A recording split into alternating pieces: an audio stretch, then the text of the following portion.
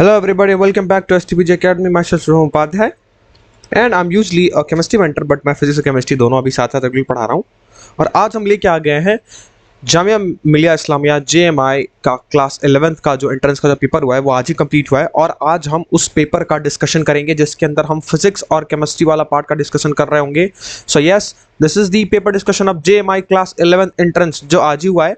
ठीक है, official answer की आपको मिलेगी, सारे सवाल अच्छे से एक्सप्लेन करके इस वीडियो के अंदर आपको दिए जाएंगे और साथ ही साथ आप कितने मार्क्स पा रहे हैं ये सब आंसर की को देख के, इस वीडियो को देख के कमेंट आउट जरूर कीजिएगा कि आंसर की से कितने क्वेश्चंस मैच हुए और आपने कितने सवाल सही किए और आपके कितने मार्क्स बन रहे हैं। कमेंट डाउन करिएगा, पसंद आए तो कमेंट डाउन करिएगा, लाइक करिएगा, शेयर करिएगा अपने दोस्तों तक ताकि ऑफिशियल आंसर की सबको मिल जाए। यस, और ये 100% ट्रू आंसर की है, इसमें कोई भी सवाल गलत नहीं आपको सॉल्व कराया जाएगा, 100% एक्यूरेट आंसर की आपको दी जाएगी और फिजिक्स और केमिस्ट्री का ये सोल्यूशन हो रहा होगा। तो चलिए without wasting any more time let's get straight to our video. और सबसे पहला सवाल जो पूछा गया था, क्योंकि फिजिक्स का सेक्शन पहले करेंगे उसके बाद केमिस्ट्री का सेक्शन करेंगे, तो ये फिजिक्स का सेक्शन है। तो फिजिक्स का सेक्शन से सबसे पहला सवाल पूछा गया था कि cylindrical conductor of length L, ठीक है, एक सिलेंड्रिकल कंडक्टर है जिसका लेंथ L है, तो लेट्स से कि मैं एक सिलेंडर कंडक्टर यहां बना लेता हूं, एक वायर की तरह समझ लो, और इसका लेंथ दिया हुआ है जो कि लेंथ है L और यूनिफॉर्म क्रॉस सेक्शन एरिया, मतलब एरिया बदल नहीं रहा है, हर पॉइंट पे एरिया सेम है। तो अगर यहाँ का एरिया A है तो लेट्स से इस एंड का भी एरिया क्या होगा, A होगा। यूनिफॉर्म का मतलब ये होता है, ठीक है। और इसकी रेजिस्टेंस दी हुई है, रेजिस्टेंस है R। अब बोल दिया गया कि एरिया ऑफ क्रॉस सेक्शन, एक और हमने सिलेंडर का कंडक्टर ही लेके आया, एक और हमने सिलेंडर कंडक्टर लेके आया जिसका हमने क्या किया, एरिया ऑफ क्रॉस सेक्शन हमसे पूछा गया है, ठीक है। उसमें हमने क्या किया कि रेजिस्टेंस को तो सेम रखा लेकिन लेंथ को 12 कर दिया। मतलब ऐसा ही हमने एक और सिलेंडर लाया जिसमें क्या किया, हमने क्या किया, उसके लेंथ को क्या किया कि दोगुना कर दिया। तो फैक्टर लेंथ का 12 हो गया, L से 12 हो गया, पहले L था और नया जो वायर लाया उसमें हमने लेंथ को डबल कर दिया, तो फैक्टर L से 12 हो गया, ठीक है। तो हमसे एरिया पूछा गया है कि एरिया में क्या चेंज आएगा अगर उस वायर का, अगर वो वायर सेम मटेरियल का हो, ठीक है, मतलब उसका रेजिस्टेंस भी सेम हो और सेम मटेरियल का हो जिस मटेरियल का पहला वायर था। लेट्स से ये पहले वायर के लिए डेटा है और ये दूसरे वायर के लिए डेटा है। अब डेटा के अकॉर्डिंग हमको क्या पता करना है कि नया एरिया कितना होगा नए वायर का जो हमने लेके आया है, ठीक है। तो जैसा कि आप सभी ने पढ़ रखा है कि रेजिस्टेंस इज इक्वल्स टू होता है रो L अपॉन A। जहां मैं थोड़ा सा डिस्कशन कर दूं तो L क्या होता है, लेंथ होता है, A क्या होता है, क्रॉस सेक्शन एरिया, और रो क्या होता है भाई, रो तो रेजिस्टिविटी होती है। और रेजिस्टिविटी सिर्फ एक ही दो फैक्टर पे डिपेंड करती है, पहला एक तो टेम्परेचर पे और दूसरा नेचर ऑफ मटेरियल पे। अब यहां बोल दिया गया कि जो मटेरियल पहले केस में था वही मटेरियल दूसरे केस में, देखो बोल दिया गया कि सेम मटेरियल और सेम रेजिस्टेंस का, मतलब दोनों वायर का मटेरियल सेम है, दोनों वायर का रेजिस्टेंस सेम है, ठीक है। तो हमने ये चीज पढ़ी है कि R equals to rho L upon A होता है। तो अगर मैं ये पहले वायर के लिए लिखूं फर्स्ट वायर के डेटा के अकॉर्डिंग, तो I write it as R is equals to rho L by A। ये पहले वायर के लिए डेटा के अकॉर्डिंग था। अब दूसरे बार में क्या किया गया कि लेंथ L से 12 हो गई और एरिया हमसे पूछा गया है और बाकी रेजिस्टेंस और नेचर ऑफ मटेरियल तो सेम रहेगा। तो अगर दूसरे बार के लिए मैं लिखूं तो I write it as R is equals to rho, तो रो ही रहेगा क्योंकि दोनों में R भी सेम और रो भी सेम। लेंथ L से 12 हो गई और हमसे एरिया पूछा गया है, तो लेट्स से एरिया को अभी मैं क्या बोलता हूं, फिलहाल A डैश बोलता हूं, दूसरे वाले एरिया को मैं क्या बोलता हूं, A डैश बोलता हूं। अब यहां से काम करो ना, थोड़ा इस फॉर्मूले को बदल के एरिया के फॉर्म में लिख लो, तो एरिया को इधर पे तो रेजिस्टेंस नीचे आ जाएगा, तो एरिया इक्वल्स टू क्या हो जाएगा, रो L अपॉन R। वैसे ही अब अगर मैं यहां से A डैश को लिख दूंगा तो A dash will be equals to rho 2L upon R। बिल्कुल सही। अब कुछ मत करो ना, अब जरा रेशियो ले लो, A अपॉन A डैश का रेशियो ले लो, तो ऊपर क्या हो जाएगा, अंडर रूट बोल रहा हूं, रो L by R divided by rho 2L by R। अब ये देखो R से R कट गया, L से L कट गया, रो से रो कट गया, सब सेम है, मतलब सर आया A dash by A is equals to 1/2। तो यहां से A डैश की वैल्यू देखोगे आप तो इसको थोड़ा रिवर्स कर दो, A dash by A by A dash है, अब इसको उल्टा कर दो, A डैश बाई A कर दो तो ये 2 हो जाएगा। तो A डैश मतलब नया एरिया 2A के बराबर हो गया, एब्सोल्युटली। अब देखो 2A ऑप्शन में है, बिल्कुल देखो C number is absolutely correct. तो पहले का C जो होगा वो सही है इस आंसर में, कि जो एरिया होगा वो A से 2A हो जाएगा नए वायर के लिए। क्लियर, मैंने आपको एक्सप्लेन भी कर दिया साथ ही साथ। चलिए जी आगे बढ़ते हैं। नेक्स्ट क्वेश्चन, इसमें हमको सर्किट को डिटरमाइन करना है, आइडेंटिफाई करना है सर्किट कि जो 4 फिगर दिए हुए हैं इसमें से इलेक्ट्रिकल कंपोनेंट सही तरीके से प्रॉपर्ली कनेक्टेड किसमें है।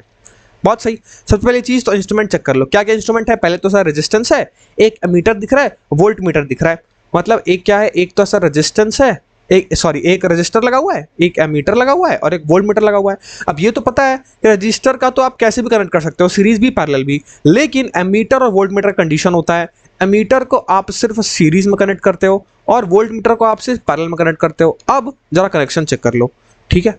एमीटर होना चाहिए सीरीज में, वोल्ट मीटर होना चाहिए पैरेलल में। अब पहला फिगर देखोगे तो चलो देखो, एमीटर तो सीरीज में है, ठीक है, लेकिन वोल्ट मीटर भी एमीटर के साथ ही लगा दिया गया, मतलब वोल्ट मीटर भी सीरीज में लगा दी गई। और हम अभी पढ़े कि वोल्ट मीटर तो पैरेलल में लगता है, मतलब ऑप्शन नंबर ए तो गलत हो गया सर। यहाँ एमीटर वोल्ट मीटर दोनों सीरीज में है, तो पहला तो नहीं हो सकता है। दूसरा चेक करो, यहाँ देखो, यहाँ एमीटर तो सीरीज में है रेजिस्टेंस के साथ, रजिस्टर के साथ एमीटर सीरीज में है और वोल्ट मीटर पैरेलल में भी है। वेरी गुड, मतलब रजिस्टर एमीटर सीरीज में है, वोल्ट मीटर पैरेलल में है, कंडीशन तो सेटिस्फाई कर रही है। लेकिन थोड़ा पोलैरिटी चेक कर लो ना, पोलैरिटी क्या है, यहाँ देखो, यहाँ प्लस है, यहाँ माइनस है, तो ऑब्वियसली देखो ये वाला एंड माइनस होना चाहिए जो कि है, फिर इसके नेक्स्ट वाला एंड प्लस होना चाहिए जो कि है, फिर यहाँ से volt meter plus minus, yes B तो सही लग रहा है हमको, बी तो एब्सोल्युटली करेक्ट लग रहा है। अब चेक करते हैं कि अगला थर्ड और फोर्थ में है कि नहीं। अगर थर्ड और फोर्थ गलत रहा तो बी हमारा करेक्ट आंसर हो जाएगा। थर्ड फोर्थ में चेक करो, यहाँ एमीटर पैरेलल में लग गया, गलत, देखो यही गलत हो गया, एमीटर यहाँ पैरेलल लग गया और एमीटर लगाते हैं सीरीज में, गलत हो गया। डी में चेक करो तो यहाँ वोल्ट मीटर सही लगाए, चलो पैरेलल लगाए, एमीटर सीरीज में लगाए बिल्कुल, लेकिन यहाँ देखो पोलैरिटी बदल गई, यहाँ देखो, यहाँ माइनस है तो यहाँ माइनस आना चाहिए था, यहाँ तो प्लस आ गया, मतलब ऑप्शन नंबर 4 भी गलत है। तो यस, जो दूसरा सवाल था उसका सेकंड ऑप्शन सही है, yes it is absolutely correct, यानी B is your absolutely correct answer. Clear. चलिए third question, in the circuit given, बोलो ये सर्किट दी हुई है आगे हमारे पास, इसमें हमको क्या पता करना है कि potential difference across 3 ohm register. अच्छा, ये वाले रजिस्टर के अक्रॉस हमसे पोटेंशियल डिफरेंस पूछा है। अरे बड़ा आसान है यार, ओम्स लॉ सभी ने पढ़ा है, आप इसको ओम्स लॉ से सॉल्व कर सकते थे, क्लास 10 इलेक्ट्रिसिटी चैप्टर पहला 1, ओम्स लॉ। ओम्स लॉ क्या होता है, V is equals to I into R. अब ये बताओ, अगर मैं इस सर्किट में सबसे पहले तो रेजिस्टेंस लगे हुए हैं 1 ओम का, 3 ओम का और 2 ओम का, सारे सीरीज में है, तो सबसे पहले क्या करते हैं ना, इन सब का इक्विवेलेंट रेजिस्टेंस निकाल लेते हैं। तो जब मैं इक्विवेलेंट रेजिस्टेंस निकालूंगा तो ये देखो 1 ओम भी सीरीज में है, 3 ओम भी सीरीज में है और 2 ओम भी सीरीज में है, मतलब ये तीनों सीरीज में है। और सीरीज के लिए आर इक्विवेलेंट क्या होता है भाई, R1 plus R2 plus R3। आय हाय, सपने पढ़ रखा है। सो ये है तुम्हारा R1, this is your R2, this is your R3, तीनों को जोड़ दीजिए तो आर इक्विवेलेंट क्या आएगा भाई, आर इक्विवेलेंट आएगा 1 plus 3 plus 2, so R equivalent equals to 3 2 5 और 1 6, यानी 6 ओम। चलो जी, बहुत अच्छा, मतलब मैं इस सर्किट को थोड़ा सा बदल के क्या करता हूँ, एक इक्विवेलेंट रेजिस्टेंस लगा देता हूँ। ये है आर इक्विवेलेंट और यहाँ तुम्हारा 2 वोल्ट की बैटरी है। तो अब जरा पूरे सर्किट में करंट पहले निकाल लो, तो V equals to I R से I equals to V by R, और R यहाँ क्या है, टोटल है, इसलिए R इक्विवेलेंट कर देंगे। अब देखो V है 2, R इक्विवेलेंट अभी निकाला 6, तो करंट कितना आ जाएगा, करंट आ जाएगा 1/3 एम्पियर। मतलब पूरे सर्किट में लेट्स से अगर मैं मार्क कर देता हूं तो पूरे सर्किट में लेट्स से I करंट की वैल्यू जो I है, इसकी वैल्यू है 1/3 एम्पियर, यानी पूरे सर्किट में यही करंट जा रहा है। तो जाहिर सी बात है सर, यहां से ये करंट आगे बढ़ेगा, बढ़ते बढ़ते 3 ओम के पास भी यही I वाला करंट जाएगा। बहुत अच्छी बात है, और हमको 3 ओम के क्रॉस करंट नहीं, 3 ओम के क्रॉस वोल्टेज पूछा गया है, पोटेंशियल डिफरेंस पूछा गया है। तो for 3 ohm resistance, for 3 ohm resistor, अगर मैं क्या लगाऊं, V is equals to I into R, हमको V चाहिए, I हमने अभी निकाला और 3 ओम R तो दिया हुआ है, मतलब V is equals to 1/3 into R भी कितना है 3 से 3 कट गया, V की वैल्यू आ गई 1 वोल्ट, मतलब 3 ओम के क्रॉस पोटेंशियल कितना है 1 वोल्ट, इसलिए option number C is your absolutely correct answer. Very good, 3 का जो आंसर है क्वेश्चन नंबर 3 का, वो होगा ऑप्शन नंबर C। क्लियर, बहुत अच्छा भाई, बहुत अच्छा। चलिए आगे बढ़ते हैं। The resistivity does not change if, एक बात याद रख लो हमेशा, अपने आपको, मैं मान ही चल रहा हूँ बहुत इजी सवाल है और आपने कर भी लिया होगा यार। रेजिस्टिविटी हमेशा सिर्फ किस पे डिपेंड करती है, एक तो टेम्परेचर पे और दूसरा नेचर ऑफ मटेरियल पे। किस पे, नेचर ऑफ मटेरियल पे, नेचर ऑफ मटेरियल पे। अब चेक करो, resistivity does not change if, क्या बोल रहा है, रेजिस्टिविटी बदलेगी नहीं अगर, क्या हमसे पूछा गया, रेजिस्टिविटी नहीं बदलेगी कब, मटेरियल बदल लिया जाए रेजिस्टिविटी बदलेगी, टेम्परेचर बदल लिया जाए रेजिस्टिविटी बदलेगी। Shape of the register is change, देखो शेप से कोई फर्क नहीं पड़ता है, अगर मटेरियल और टेम्परेचर बदल लिया तो रेजिस्टिविटी बदल जाएगी। हमसे बोला है रेजिस्टिविटी को बदलना नहीं है, कांस्टेंट रखना है, तो रेजिस्टिविटी कब चेंज नहीं होगी, जब हम उसका शेप बदल दे। यार शेप बदलो, कोई फर्क नहीं पड़ेगा रेजिस्टिविटी को, तुम शेप से मैटर नहीं करता है, रेजिस्टिविटी सिर्फ 2 चीज डिपेंड करती है, टेम्परेचर पे, नेचर ऑफ मटेरियल पे।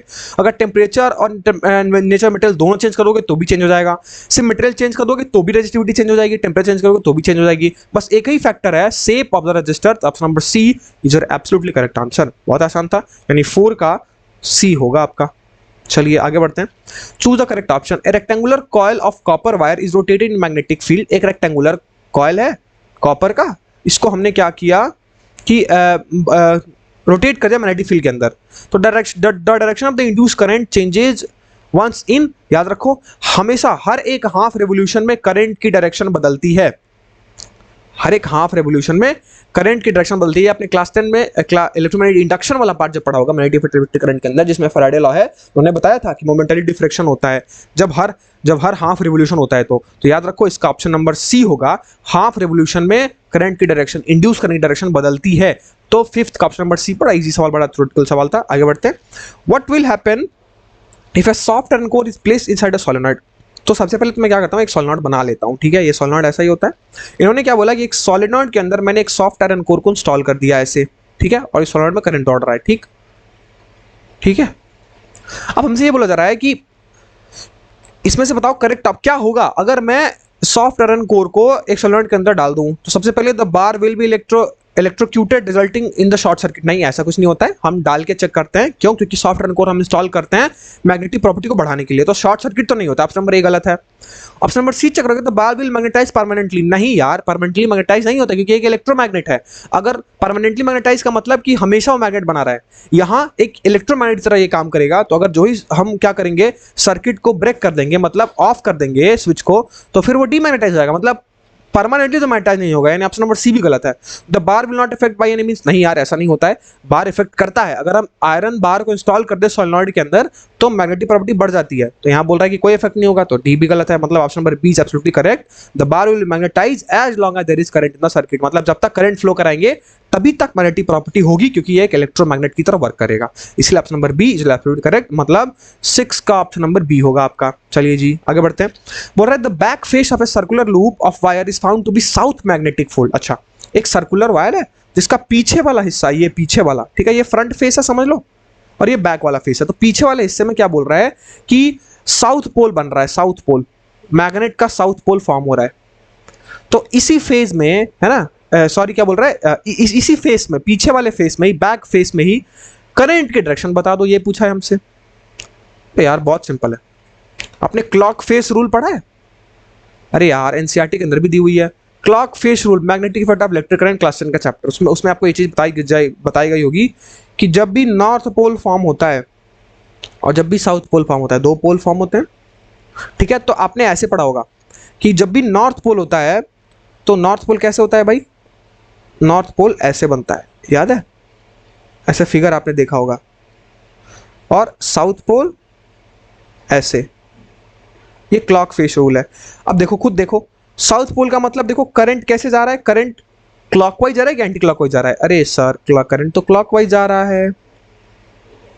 और नॉर्थ पोल में देखो तो ये एंटी क्लॉकवाइज डायरेक्शन है ना, देखो ऐसे तुम जा रहे हो, ऐसे ऐसे जा रहे हो, तो ये एंटी क्लॉकवाइज डायरेक्शन है। और नॉर्थ पोल में एंटी क्लॉकवाइज होता था।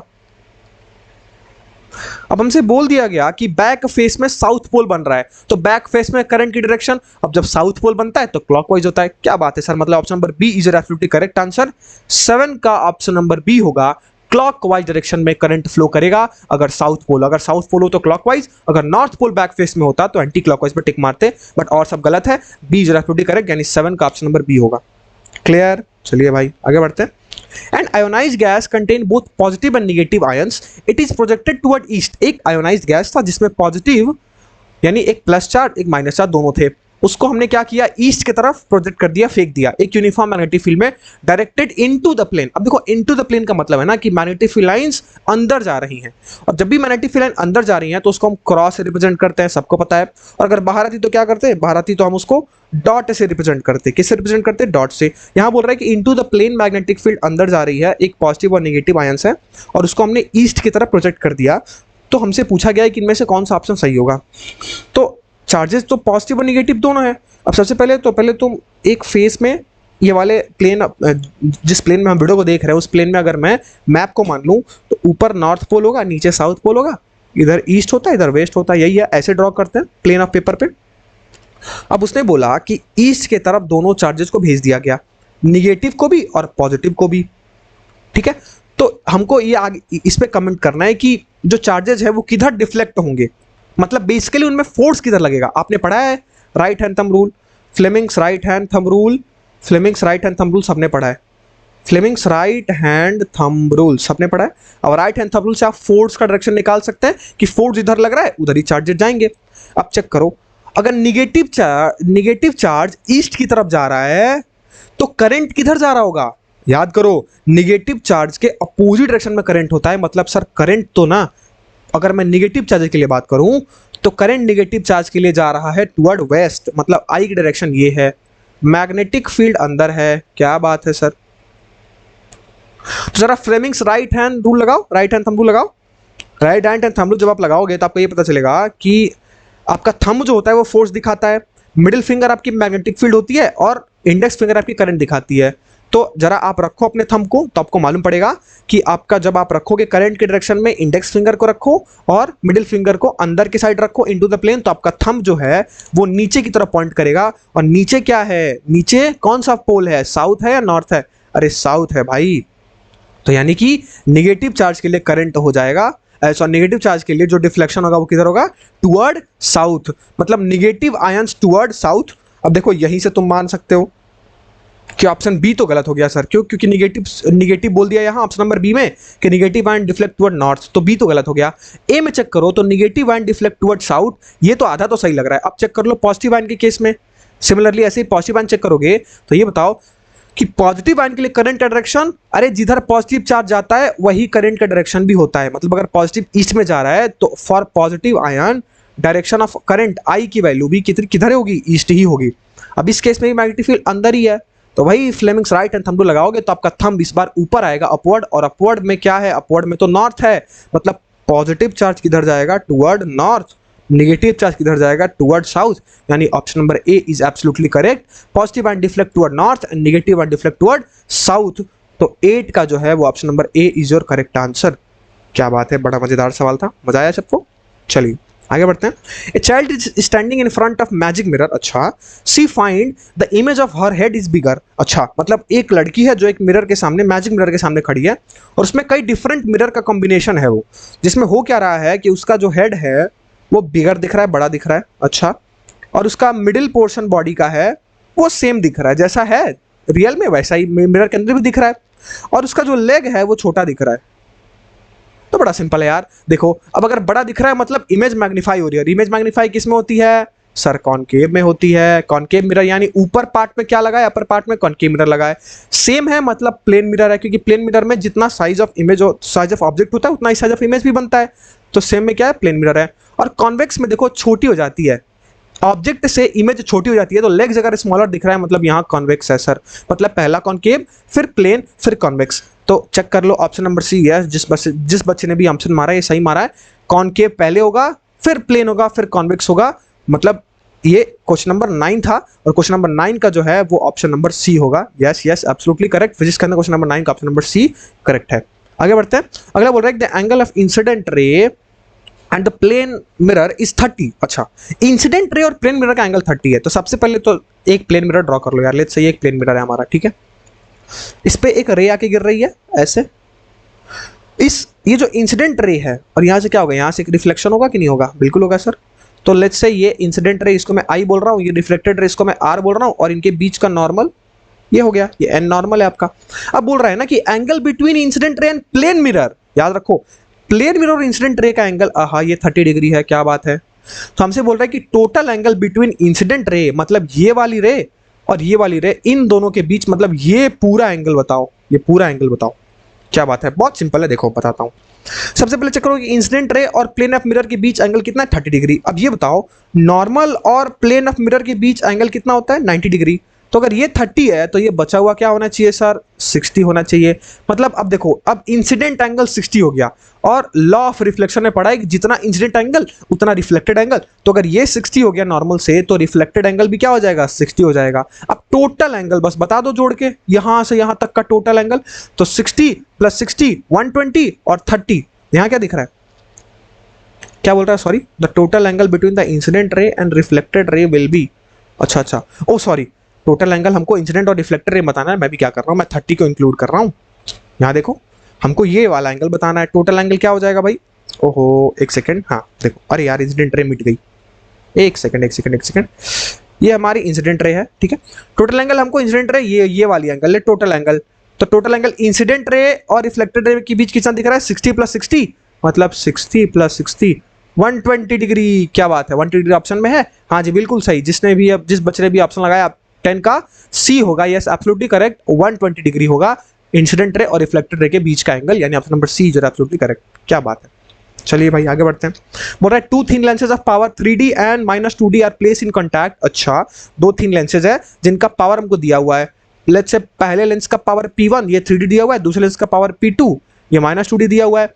अब से पूछा गया कि पावर और फोकल लेंथ बताओ, अगर दोनों को एक साथ जोड़ दिया गया तो। अरे यार तो पता तो है, नेट पावर निकालने का फॉर्मूला क्या होता है, P1 + P2।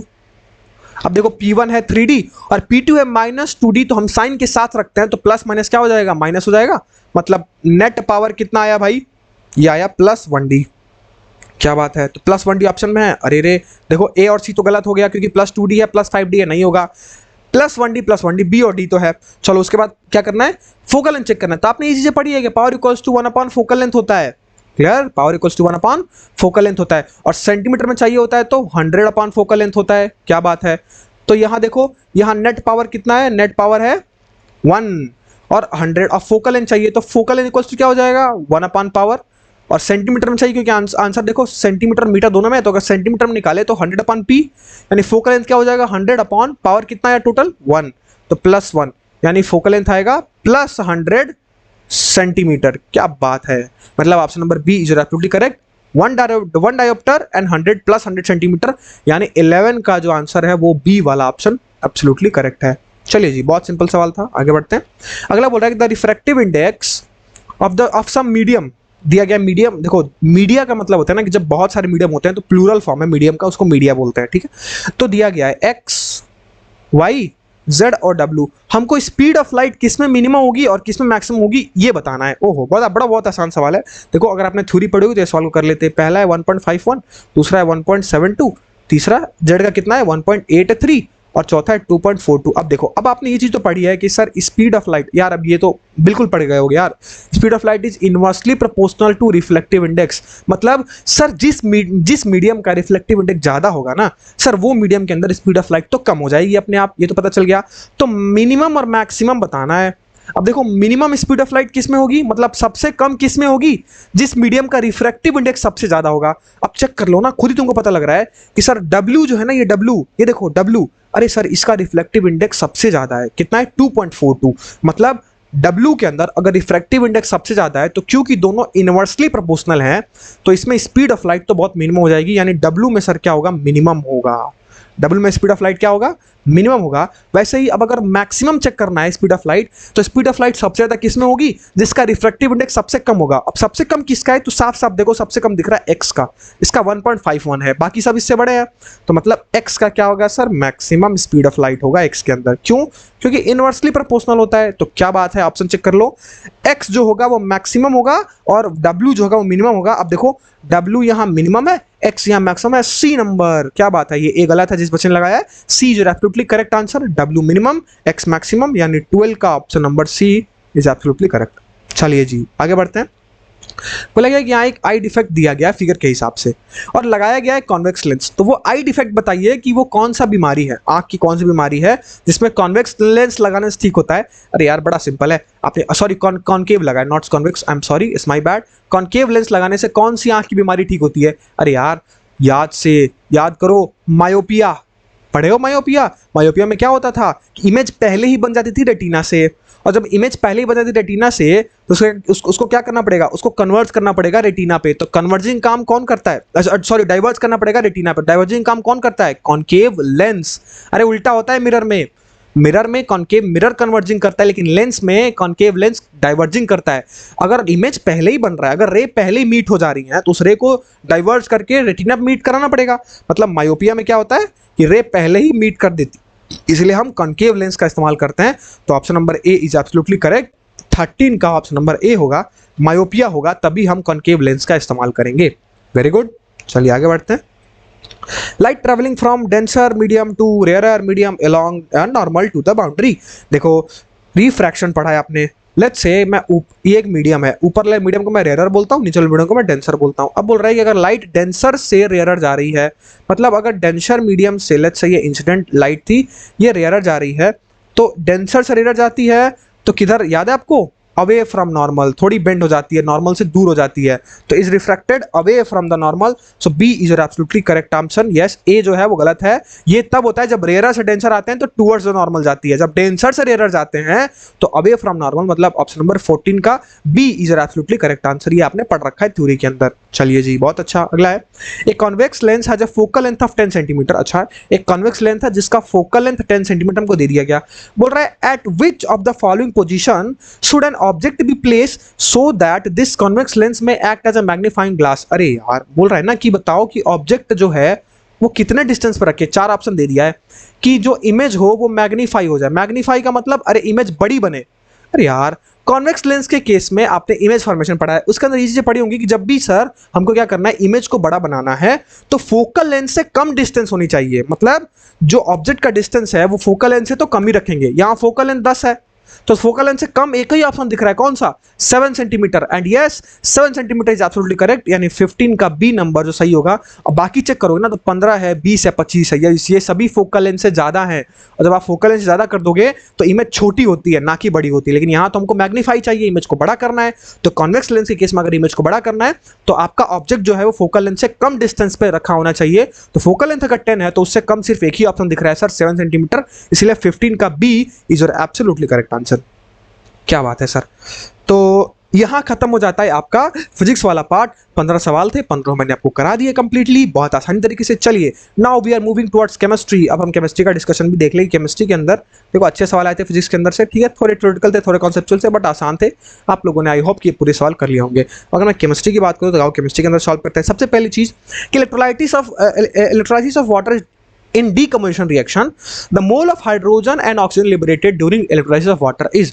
बोला जा रहा है कि इलेक्ट्रोलाइसिस ऑफ वाटर के प्रोसेस में ना, ये बताओ कि कितने मोल ऑफ हाइड्रोजन और कितने मोल ऑफ ऑक्सीजन के बनते हैं, उनका रेशियो लिखो। तो इलेक्ट्रोलाइसिस ऑफ वाटर में क्या होता है, इलेक्ट्रोलाइसिस ऑफ वाटर में होता है 2 मोल ऑफ H2 हम लेते थे और वो क्या होता था, ब्रेक होता था अपने इंडिविजुअल आयंस में, है ना। तो यहां से क्या निकलेगा, 2H2 प्लस 2O2। अब यहां चेक करोगे तो हाइड्रोजन देखो कितने, यहाँ हाइड्रोजन है 4, ऑक्सीजन है 2। जब इनको सिंप्लीफाइड करोगे तो इसको 2 से डिवाइड कर दो, इसको 2 डिवाइड कर दो, तो 2:1, यानी 2:1 B is absolutely correct answer. Electrolysis of water में जो डिकम्पोजिशन होता है, मतलब जब वाटर का जो अपने अपने मॉलिक्यूल अपने आयंस में ब्रेक होते हैं तो 2:1 होता है हाइड्रोजन एंड ऑक्सीजन का रेशियो। सिंपलेस्ट रेशियो कितना होता है, 2:1, इसलिए 16 का B is your absolutely correct answer. आगे बढ़े। Which of the following statement about the given reactions are correct? इसमें से कौन सा स्टेटमेंट सही है। रिएक्शन क्या लिखा है, रिएक्शन पर देख ले। 3Fe plus 4H2O gives you Fe3O4 plus 4H2। अच्छा, ये रिएक्शन हमको दिया हुआ है। इसमें हमको क्या पता करना है, इसमें हमको पता करना है कि कौन सा ऑप्शन सही है इन चार ऑप्शंस में से, ठीक है। तो सबसे पहले चेक करो, तो यहां देखो जो आयरन है वो क्या हो रहा है, ऑक्सीडाइज हो रहा है, मतलब iron is oxidising. Very good sir. और यहां वाटर देखो, इसमें से ऑक्सीजन गायब हो रहा है, मतलब वाटर इज रिड्यूसिंग। तो ऑप्शन में दिया है क्या, water is getting reduce, yes, iron metal is getting oxidise, मतलब पहला सही है दूसरा सही है। लेकिन इसमें ऑप्शन तो देखो यार 3 वाले ही बनाए गए हैं, तो एक और ऑप्शन चेक करेंगे। अब देखो आयरन जो है वो यहां से ऑक्सीडाइज हो रहा है, मतलब यहां वाटर जो है वो एज अ ऑक्सीडाइजिंग एजेंट काम कर रहा होगा, क्योंकि जो मटेरियल जो सब्सटेंस ऑक्सीडाइज होता है उसके सामने वाला ही क्या होता है, उसका ऑक्सीडाइजिंग एजेंट होता है। ये पढ़ा होगा आपने ट्रिक से। तो अगर आयरन यहां ऑक्सीडाइज हो रहा है तो इसके सामने वाला वाटर जो है वो कैसा काम करेगा, एक ऑक्सीडाइजिंग एजेंट की तरह काम करेगा। मतलब ऑप्शन नंबर 4 भी सही है। तो पहला दूसरा और चौथा, पहला दूसरा और चौथा yes, C is absolutely correct answer, यानी 17 का ऑप्शन सर होगा C. Yes yes, absolutely correct, मैंने तुमको समझा भी दिया कैसे। चलिए जी आगे बढ़ते हैं। An aqua solution turn red litmus to blue. अच्छा, रेड से ब्लू चेंज कर रहा है लिटमस पेपर को। कोई सोल्यूशन है जो लिटमस पेपर को कहां से कहां चेंज कर रहा है, रेड से ब्लू चेंज कर रहा है। अब बताओ कि इन चारों में से क्या ऐड करेंगे कि ये प्रोसेस जो है वो रिवर्स हो जाए। अब रेड से ब्लू कौन चेंज करता है सर, रेड से ब्लू तो बेस चेंज करता है ना, बेस ही तो लिटमस पेपर को रेड से ब्लू चेंज करता है। अगर हमको इसको बदलना है, क्या करना है, रिवर्स करना है, मतलब ब्लू टू रेड करना है, तो यार blue to red litmus paper को ब्लू टू रेड कौन चेंज करता है सर, एसिड चेंज करता है। तो जरा इन चारों में चेक करो कौन सी एसिड है। सिर्फ HCl ही एक एसिड दिख रहा है। बेकिंग पाउडर, अरे बेस है गधो, बेस है, baking powder is a base, तो ए गलत हो जाएगा। लाइम भी एक बेस है, अमोनियम हाइड्रोक्साइड सोल्यूशन भी एक बेस है, NH4OH। हाइड्रोक्लोरिक एसिड, सिर्फ एक एसिड ही ऐसा काम कर सकता है अगर हमको रिवर्स करना है, यानी सी इज योर एब्सोल्युटली करेक्ट। 19 का ऑप्शन नंबर सी। क्यों? क्योंकि अगर हमको ब्लू से रेड जाना है ना, मतलब अगर रेड से ब्लू हो रहा है और उसको बोला है कि रिवर्स क्या करे, इसमें से कौन सा चीज ऑप्शन इसमें से क्या चीज डालें कि वो चेंज रिवर्स हो जाए। मतलब पहले रेड से ब्लू जा रहा था जो बेस करता है, अब हमको ब्लू टू रेड जाना है जो सिर्फ एसिड कर सकता है, तो HCl ही तो एक एसिड है, हाइड्रोक्लोरिक एसिड, इसलिए 19 का सी इज एब्सोल्युटली करेक्ट आंसर। चलिए, अगर बोल रहा है if a few drop of concentrated acid split over the hand of a student, तो क्या करना चाहिए। बोल रहा है कि एक, अगर मान लो कोई स्टूडेंट है जो लैब में, आप सभी लैब में परफॉर्म करते हैं, तो बोल रहा है कि अगर किसी स्टूडेंट के हाथ पे कंसंट्रेटेड एसिड गिर जाता है एक्सीडेंटली, तो उसको क्या करना चाहिए। याद रख लो हमेशा ऑप्शन नंबर डी, जिस बच्चे ने मारा है एब्सोल्युटली करेक्ट है। 20 का ऑप्शन नंबर डी होगा। क्या करना चाहिए, देखो कभी भी पानी वानी मत डालो, कभी भी कुछ सैलिन वाली सॉल्यूशन मत डालो, कुछ मत डालो, सिर्फ स्ट्रॉन्ग बेस डाल दो जिसको एल्कली बोला जाता है। तो स्ट्रॉन्ग एल्कली अगर आप डाल देंगे तो आपको पता है कि एसिड और बेस अगर मिल जाते हैं तो ये दोनों आपस में न्यूट्रलाइज करके क्या बना देते हैं, सॉल्ट प्लस वाटर। तो क्योंकि एसिड गिर गया अगर कंसंट्रेटेड, तो उसके इफेक्ट को कम करने के लिए हमको एक बेस को ऐड कर देना चाहिए। तो पानी से तो कभी मत धो, ठीक है, क्योंकि पानी मेजरली एसिडिक होता है, वो और जलने लगेगा। इसलिए क्या करो, तुरंत आप एक स्ट्रॉन्ग एल्कली या स्ट्रॉन्ग बेस को डालो ताकि न्यूट्रलाइज हो जाए। तो ऑप्शन नंबर डी जो है वो एब्सोल्युटली करेक्ट है, यानी 20 का डी ऑप्शन होगा। Neutralise the acid with a strong alkali, alkali से स्ट्रॉन्ग एल्कली से न्यूट्रलाइज करो। चलिए आगे बढ़ते हैं। अगला है which of the following substance will not give carbon dioxide on treatment with dilute acid. याद रख लो हमेशा, ये चीज आपने रिएक्शन में पढ़ी होगी। कभी भी कार्बोनेट्स और बाइकार्बोनेट्स, क्या बोल रहा हूं, कार्बोनेट्स मतलब ऐसे कंपाउंड जिनके अंदर CO3 हो और HCO3 हो, ये दोनों जब भी एसिड के साथ मिलते हैं तब कार्बन डाइऑक्साइड बनता है। अदर देन कार्बोनेट और बाइकार्बोनेट एसिड के साथ मिलके क्या बनाते हैं, कार्बन डाइऑक्साइड नहीं बनाते हैं। तो बोल रहा है which of the substance will not give carbon dioxide, यही हमको बताना है। देखो लाइमस्टोन के अंदर कार्बोनेट होता है, बेकिंग सोडा के अंदर भी कार्बोनेट होता है, और मार्बल भी कार्बोनेट होता है, CaCO3, याद है, ये बेकिंग सोडा NaHCO3 होता है, ठीक है। तो एक लाइम ही है, क्विक लाइम, CaO जिसका फार्मूला होता है। देखो क्या इसके अंदर तुमको कहीं भी कार्बोनेट दिख रहा है, नहीं दिख रहा है, मतलब CaO प्लस HCl करेंगे तो हमको CO2 नहीं मिलेगा। यही तो हमसे बोल रहा है कि कौन सा क्या डालेंगे, कि कौन सा सब्सटेंस डालेंगे कि HCl के साथ कि कार्बन डाइऑक्साइड नहीं मिलेगा। तो yes, D is absolutely correct. Lime जिसको क्विक लाइम बोला जाता है, लाइम बोलो या क्विक लाइम बोलो, यानी 21 का D is your absolutely correct answer. जब हम लाइम डालेंगे, लाइम के साथ रिएक्शन कराएंगे डाइल्यूट एसिड का, तो हमको कार्बन डाइऑक्साइड नहीं मिलेगा। कार्बन डाइऑक्साइड तभी मिलता है जब कार्बोनेट या बाइकार्बोनेट के साथ कराते हैं तब, ठीक है। चलिए, बोल रहा है aluminium is used for making utensils, इसमें से कौन सी प्रॉपर्टी रिस्पॉन्सिबल है। नहीं, एल्युमिनियम क्या है, सबसे पहले तो एक मेटल है। तो बोल रहा है कि एल्युमिनियम जो है ये बर्तन बनाने के काम क्यों आता है, क्योंकि मेटल है, और मेटल आपको पता है कि मेटल के पास हाई थर्मल कनेक्टिविटी होती है। मतलब ऑप्शन नंबर ए तो सर सही है, यानी गुड थर्मल कनेक्टिविटी होगी उसके अंदर, बिल्कुल होगी सर। गुड इलेक्ट्रिकल कनेक्टिविटी भी होगी, बिल्कुल होगी। डक्टिविटी भी होगी और हाई मेल्टिंग पॉइंट भी होगी। तो इसका अगर सिर्फ बात किया जाए कि बर्तन बनाने में कौन सी प्रॉपर्टी काम आती है, तो यार बर्तन बनाने में इलेक्ट्रिसिटी का क्या काम, मतलब ऑप्शन नंबर 2 जो है वो गलत है। डक्टिलिटी का क्या काम, ये भी नहीं है। मतलब बर्तन बनाने में काम क्या है कि वो मेल्ट ना हो और थर्मल कनेक्टिविटी, हीट अच्छे से पास हो जाए। तो yes, 1 and 4 is your absolutely correct answer, मतलब D is your absolutely correct. जिस बच्चे ने मारा है बिल्कुल सही मारा है, तो 22 का डी होगा। 1 and 4 is your absolutely correct answer. हमको उसकी इलेक्ट्रिकल कनेक्टिविटी और डक्टिलिटी से कोई मतलब नहीं है। अगर हम यूटेंसिल्स की बात करें, बर्तन बनाने की बात करें, तो बर्तन बनाने के लिए सिर्फ 2 ही प्रॉपर्टी रिस्पॉन्सिबल होंगी। कौन कौन सी, एक थर्मल कनेक्टिविटी अच्छी होनी चाहिए और हाई मेल्टिंग पॉइंट, जो कि एल्युमिनियम के पास होती है। इसीलिए option number 1 and 4 is absolutely correct, यानी D is absolutely correct answer. चलिए आगे बढ़े। अगला बोल रहा है metal are refined by using different method. हाँ भाई पता है, बिल्कुल मेटल को डिफरेंट मेथड से रिफाइन किया जा सकता है। उसके ओर से रिफाइन करके हम क्या करते हैं, प्योर मेटल में कन्वर्ट करते हैं। तो रिफाइनिंग के प्रोसेस डिफरेंट होते हैं। Which are the following metal are responsible for electrolytic refining. हम ऐसे याद रख लो, इलेक्ट्रोलाइटिक रिफाइनिंग हमेशा डिफाइन होती है कॉपर से या फिर AU से, है ना, गोल्ड हो गया, सिल्वर हो गया, है ना, Ag से भी। तो ये सब के इलेक्ट्रोलाइट जब हम यूज करते हैं, ये सब मेटल को यूज करते हैं, तो इलेक्ट्रोलाइटिक रिफाइनिंग में काम आता है। तो सोडियम और पोटेशियम नहीं काम आते हैं इलेक्ट्रोलाइटिक रिफाइनिंग में। इलेक्ट्रोलाइटिक रिफाइनिंग में हम सिर्फ कॉपर और एल्युमिनियम को यूज करते हैं, कॉपर एल्युमिनियम कह रहा हूँ, कॉपर और गोल्ड को यूज करते हैं।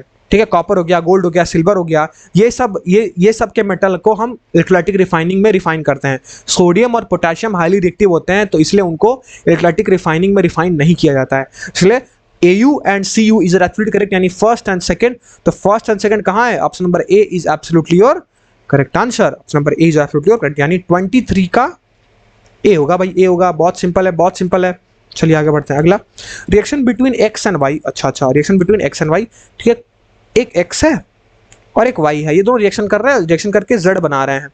और इसमें रिएक्शन में प्रोसेस क्या हुआ है कि एक्स ने अपने इलेक्ट्रॉन को लूज किया है, मतलब एक्स पे आएगा पॉजिटिव चार्ज, और वाई ने उसको गेन किया है, मतलब वाई पे आएगा पॉजिटिव चार्ज। मतलब बेसिकली ये दोनों आयंस हैं, ये दो आयंस मिलके एक कंपाउंड जेड बना रहे हैं। तो अगर एक्स कटायन है, वाई एनायन है, तो एक कटायन एक एनायन मिलके क्या बना रहे हैं? एक कंपाउंड बना रहे हैं। और आपने पढ़ा है कि जब केटायन और एनायन मिलके एक कंपाउंड बनाते हैं तो वो आयोनिक कंपाउंड बनता है। क्यों? क्योंकि आयनिक कंपाउंड में ही इलेक्ट्रॉन का ट्रांसफर होता है। ट्रांसफर कैसे हुआ?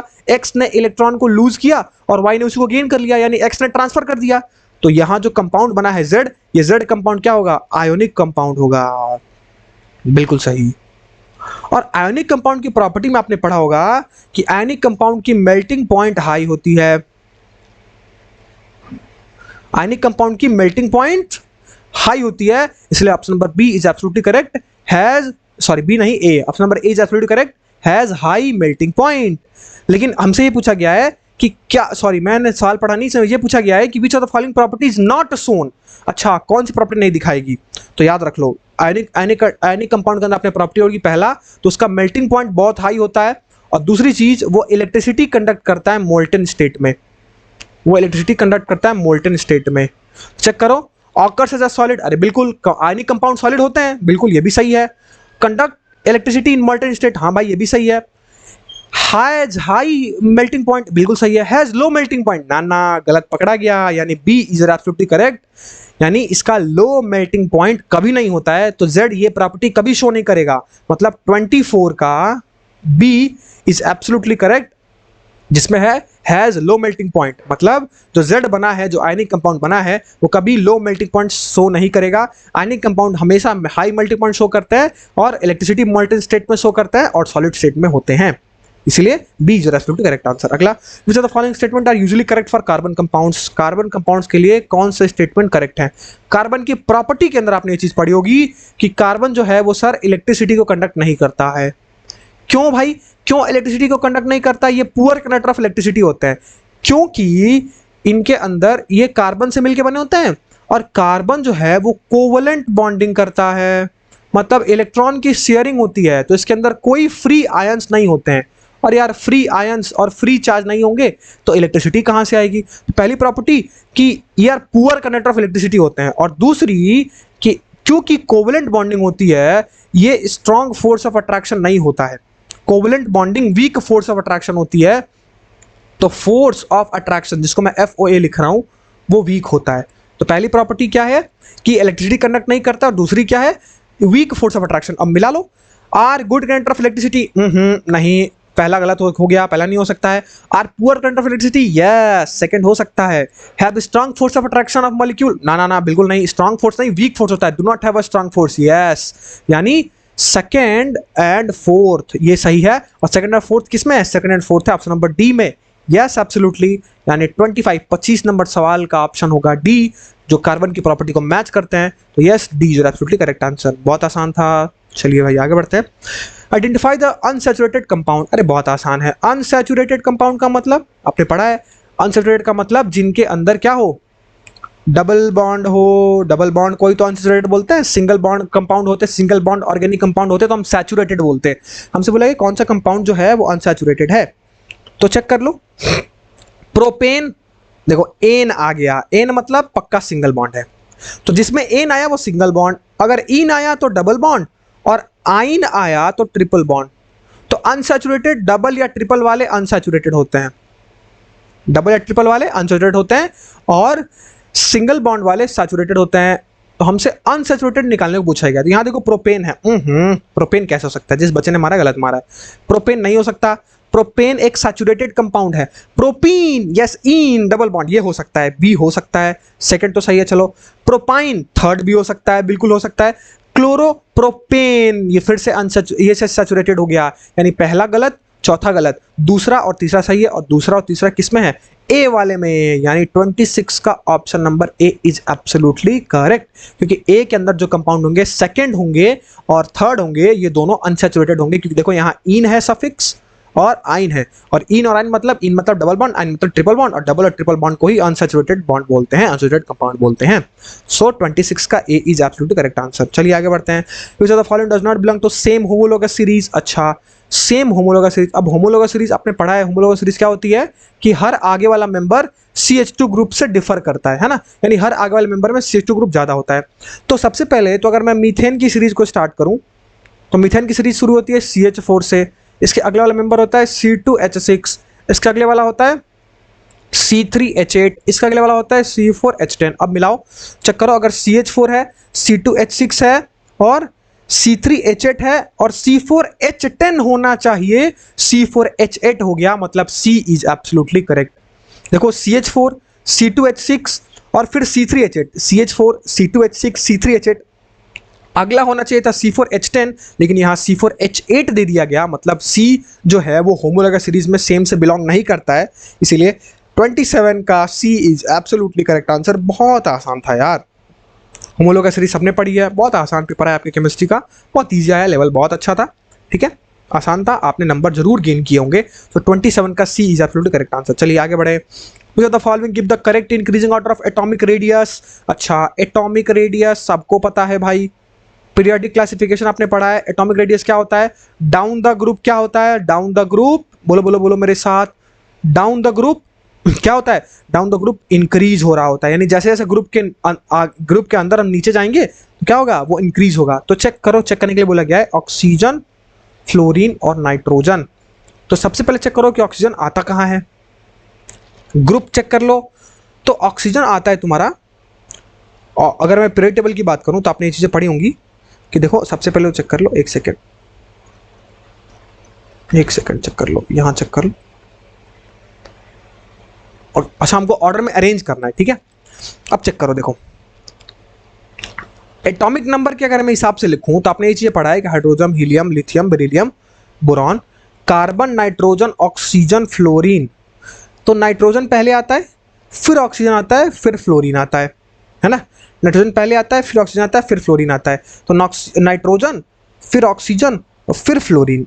अब हमको ये पता है कि जैसे जैसे हम क्या करते हैं कि डाउन द ग्रुप जाते हैं तो क्या होता है, इंक्रीज होता है, लेकिन यहां देखो तो नाइट्रोजन, ऑक्सीजन, फ्लोरीन ये सभी के सभी एक पीरियड में आते हैं, जो कि पीरियड नंबर 2 है आपका, ये सभी के सभी पीरियड नंबर 2 के एलिमेंट हैं, और पीरियड में जैसे जैसे हम आगे बढ़ते हैं तो घटता है साइज, क्या होता है, अरे यार साइज घट रहा होता है ना।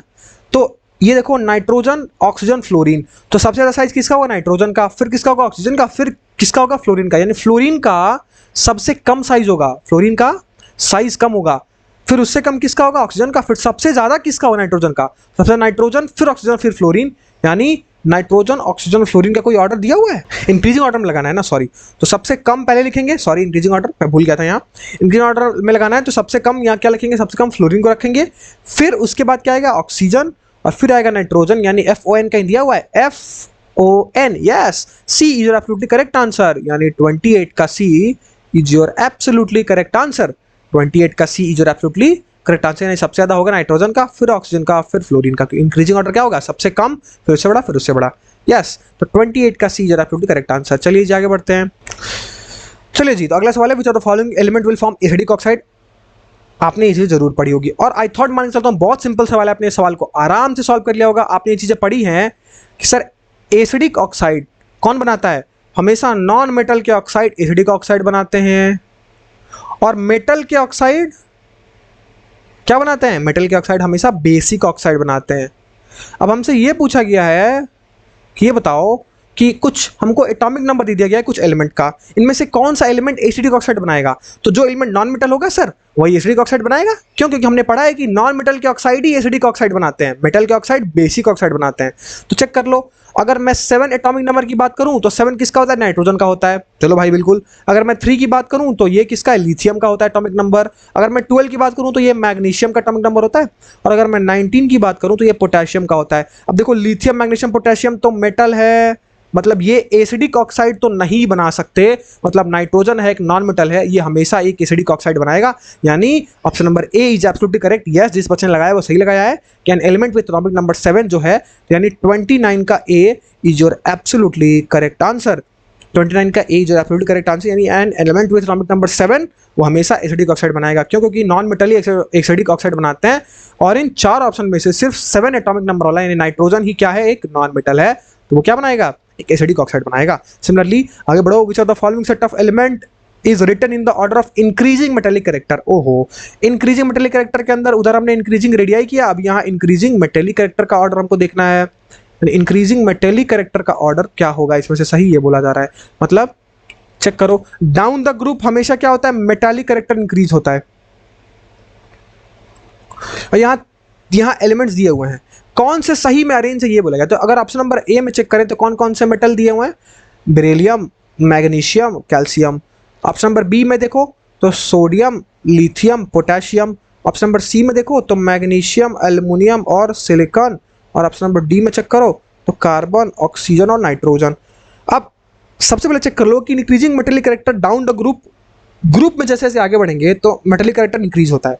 यानी अगर मैं पहले ऑप्शन में बात करूं तो बेरिलियम ऊपर होता है, फिर मैग्नीशियम, फिर कैल्शियम, ये सबको पता है। तो कैल्शियम जो होगा वो सबसे ज़्यादा मेटेलिक होगा, फिर उससे कम बेरिलियम, फिर उससे कम मैग्नीशियम, फिर सबसे कम बेरिलियम। मतलब सबसे पहले तो बेरिलियम आएगा, फिर मैग्नीशियम आएगा, फिर कैल्शियम आएगा। तो ए तो सर सही दिख रहा है। अगला चेक कर लो, सोडियम, लिथियम, पोटेशियम, है ना। अब डाउन द ग्रुप चेक करोगे तो सोडियम ऊपर होता है, फिर पोटेशियम और फिर रुबिडियम, है ना। तो सबसे पहले ऑर्डर देखें तो लिथियम, फिर सोडियम, फिर पोटेशियम आना चाहिए, लेकिन यहाँ ऑर्डर पहले सोडियम हो गया, लिथियम हो गया, फिर पोटेशियम हो गया। गलत हो गया भाई। सिमिलरली सी भी गलत हो जाएगा, डी भी गलत हो जाएगा, इसलिए A is your absolutely correct answer. तो 30 का जो ऑप्शन है वो ए है। करके देखेंगे तो आपको मालूम पड़ेगा कि 30 का option number A is absolutely your correct answer. So yes, that's all for today. मैंने पूरा डिस्कशन आपको करा दिया अलॉन्ग विथ आंसर की। ये आंसर की 100% करेक्ट है, कोई गलत नहीं काट सकता इसको। सब कुछ रिसर्च करने के बाद आपको दिया जा रहा है, इसलिए आप इस चीज़ पर ट्रस्ट कर सकते हैं, भरोसा रख सकते हैं। अब मैं आपको एक और बात बताना चाहता हूँ कि आपने कितना नंबर पाया है इस एंट्रेंस के अंदर, आप कमेंट डाउन जरूर करिए, ठीक है। और इस सोल्यूशन को ध्यान से देखिए, ऑप्शन की को मिलाइए और कमेंट डाउन करिए कि यस सर मैंने इतना स्कोर किया, मेरे इतने स्कोर हो रहे हैं। जिसका पेपर अच्छा गया वेरी गुड, जिसका पेपर अच्छा नहीं गया कोई बात नहीं, निराश नहीं हो रहा है। नेक्स्ट टाइम ट्राई करिए, पढ़ते रहिए, बढ़ते रहिए। Thank you very much.